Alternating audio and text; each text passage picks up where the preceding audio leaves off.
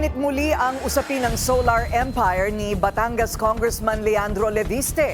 Hindi pa man bayad sa naunang multa na ipinataw ng DOE, isa pang kontrata ng kumpanya ni Leviste ang nanganganib makansela. Yan ang agenda report ni Ryan Reloba ng Abante.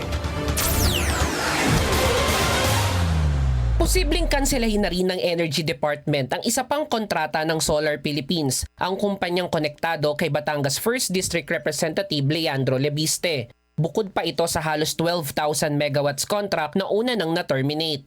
Ayon kay Energy Secretary Sharon Garin, sumasa-ilalim na ito sa evaluation at sinisilip na ang mga posibleng paglabag ng kumpanya.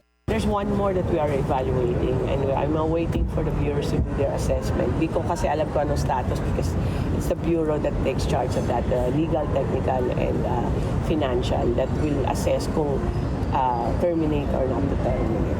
Binigyan din pa ng kalihim na hindi pa nagbabayad ng multang aabot sa 24 billion pesos ang kumpanyang pagmamayari ng batang kongresista.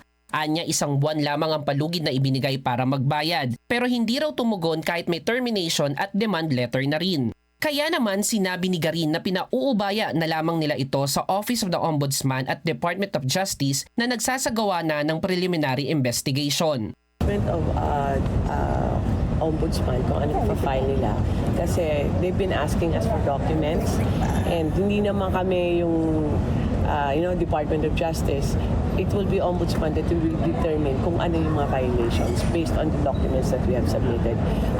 Nagsapina na sila ng mga documents and we're waiting for their evaluation. Muling nilinaw ni Secretary Garin na walang koneksyon sa politika ang mga hakbang laban kay Leviste. Hindi raw ito resback sa mga isiniwalat ni Leviste patungkol sa flood control scandal. Dagdag pa ni Garin, matagal na silang naglilinis ng mahigit 1,300 na kontrata simula pa noong 2024. Para sa agenda, Ryan Reloban, Abante. Manatiling nakatutok sa Bilyonaryo News Channel. Sumubaybay sa aming social media accounts at mag-subscribe sa aming YouTube channel para sa mga bago at eksklusibong balita.